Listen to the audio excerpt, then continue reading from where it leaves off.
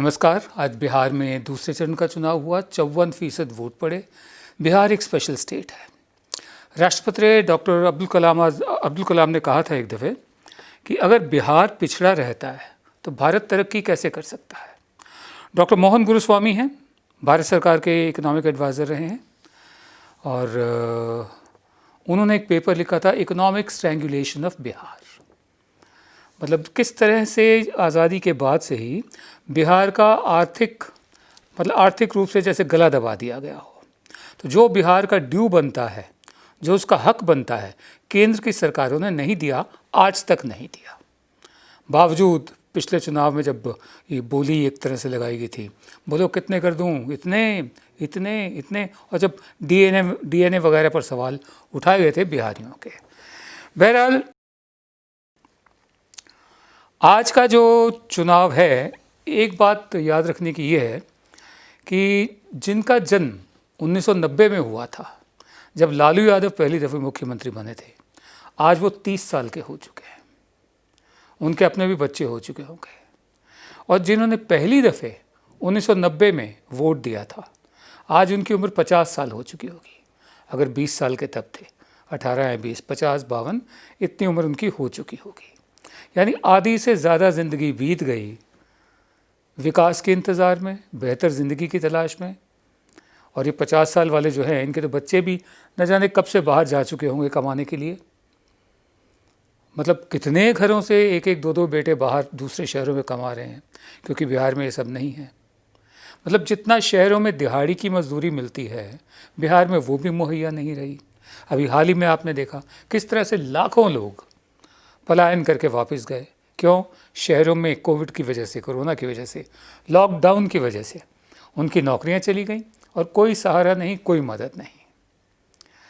बहरहाल इस दफ़े के चुनाव बड़े इम्पॉर्टेंट हैं। मैं आपको कुछ फैक्ट्स बता देता हूं।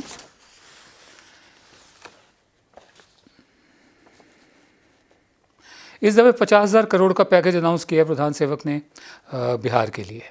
पिछले पैकेज का क्या हुआ हम नहीं जानते। बिहार भारत का इकलौता राज्य है जहाँ पर जो गरीबी है सबसे ज़्यादा है। 46 से 70% तक अलग अलग इलाकों में गरीबी है।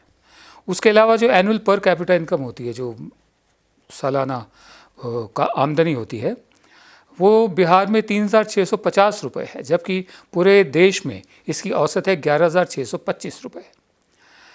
और बिहार ही इकलौता एक ऐसा राज्य है जहाँ पर 52.4% लोग अनपढ़ हैं, इलिटरेट हैं।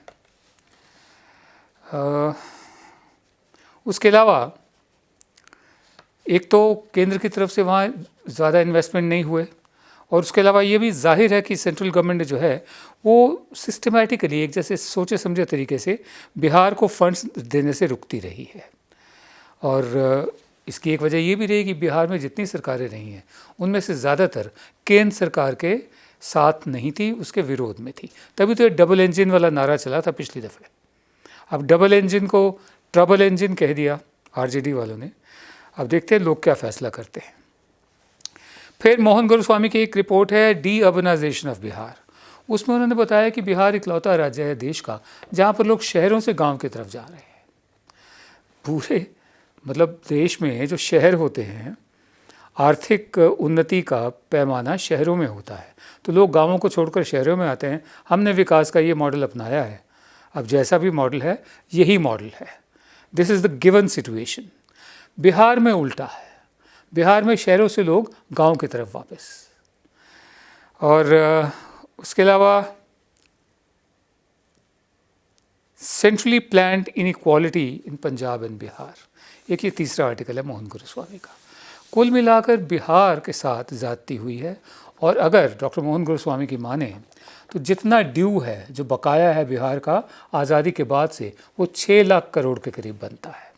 अगर 6 लाख करोड़ रुपया बिहार को मिल जाए, अब तो ये डबल इंजन सरकार थी पिछले इतने सालों में, क्यों नहीं दिया हम नहीं जानते, या उसमें से कुछ कुछ क्यों नहीं दिया, या आगे देने का इरादा है, या उसका जिक्र भी है जो 70 साल से ड्यू है।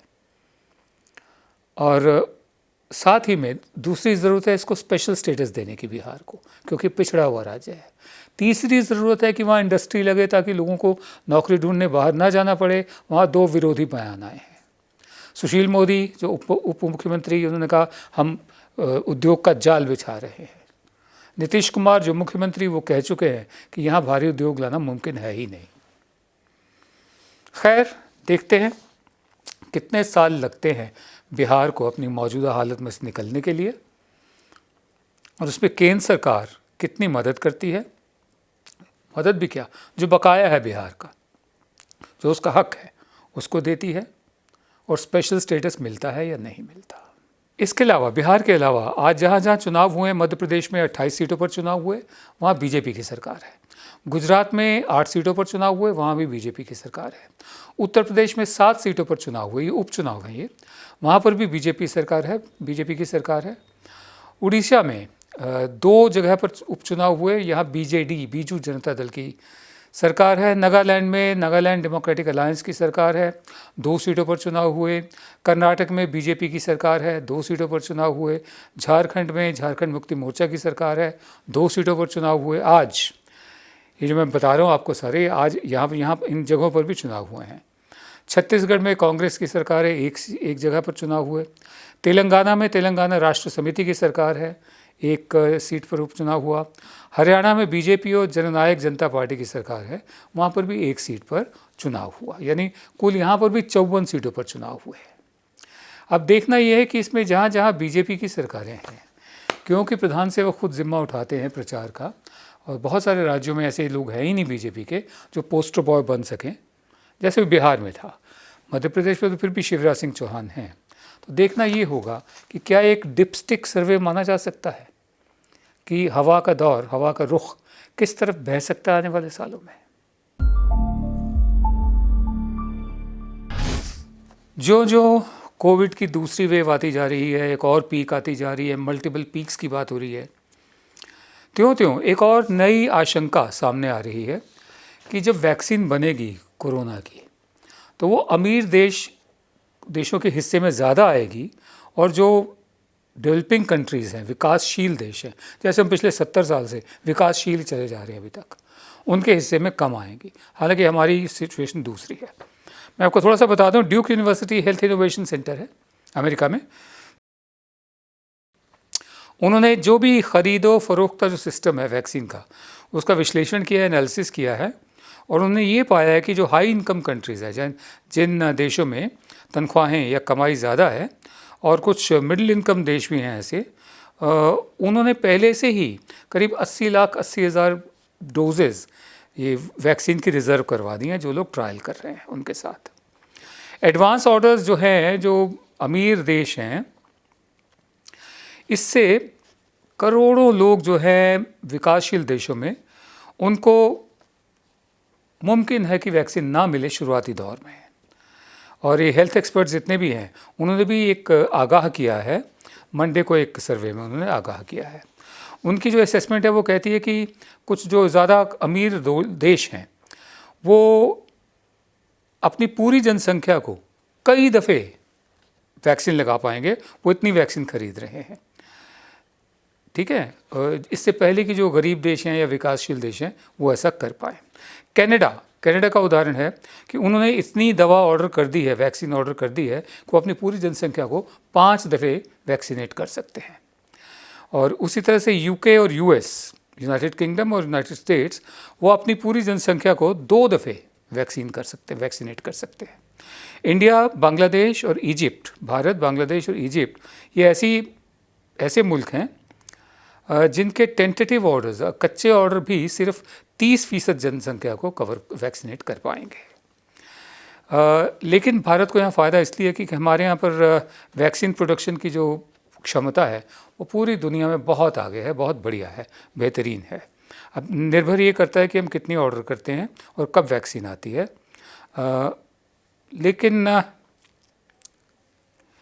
इसको, दवा को गांव तक पहुंचाना बहुत बड़ा चैलेंज रहेगा भारत जैसे देश में भी।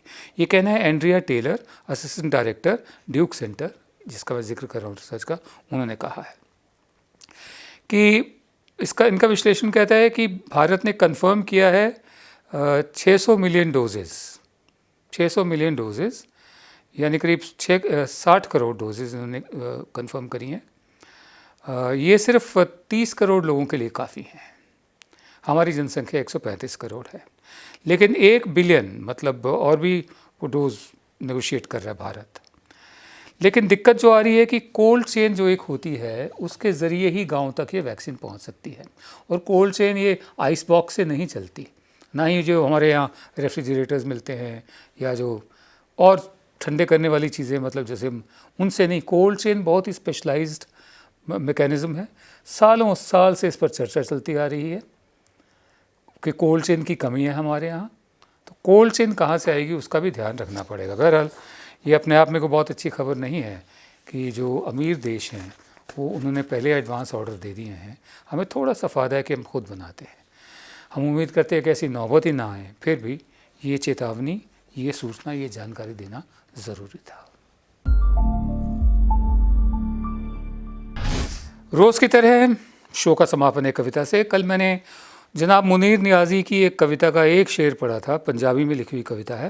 पहले पंजाबी की छोटी सी कविता वो सुनाता हूँ, फिर उसका जो हिंदी तर्जुमा किया है जनाब प्रताप श्रीवास्तव ने, मैं वो सुनाऊँगा। बहुत छोटा है। अर्ज़ किया है पंजाबी में पहले। कुछ शौक सी यार फ़कीरी दा, कुछ शौक सी यार फ़कीरी दा, कुछ इश्क ने दर दर रोल दिता, कुछ साजन कसर न छोड़ी सी, कुछ जहर रकीबां कोल दिता, कुछ हिजर फिराक दा रंग चढ़िया, कुछ दर्द माही अनमोल दिता, कुछ सड़ गई किस्मत बदकिस्मत दी, कुछ प्यार जुदाई रोल दिता, कुछ उंज भी रावां औखियां सन, कुछ गल विच गमां दा तौक भी सी, कुछ शहर दे लोग भी जालिम सन, कुछ सानू मरन दा शौक भी सी। हिंदी तर्जुमा जो इसका है जनाब प्रताप श्रीवास्तव का है। ये इन्होंने 11 दिसंबर 2018 की तारीख है इस पर। तो तर्जुमा ये है, कुछ शौक़ था यार फ़कीरी का, कुछ इश्क ने हमको मारा था, कुछ जुल्म सजन के हाथ हुए, कुछ जहर रकीब ने डाला था, कुछ हिज्र फिराक का रंग चढ़ा, हिज्र फिराक पिछोड़े का, कुछ हिज्र फिराक का रंग चढ़ा, कुछ माही ने तड़पाया था, कुछ बदकिस्मत की किस्मत थी, कुछ दर्द जुदाई छाया था, कुछ मुश्किल मेरी राहें थीं, ये सुनने वाली चीज़ है, कुछ मुश्किल मेरी राहें थीं, कुछ गम का गले में तौक भी था। तौक माने फांसी का फंदा जो होता है, और जब बेड़ियाँ हों तो गले का जो रिंग होता है जिस पर से फांसी लगाई जाती है उसको तौक बोलते हैं। तो मुनीर नियाज़ी कहते हैं, कुछ मुश्किल मेरी राहें थीं, कुछ गम का गले में तौक भी था, कुछ शहर के लोग भी जालिम थे, कुछ शहर के लोग भी जालिम थे, मरने का मुझे कुछ शौक भी था। नमस्कार।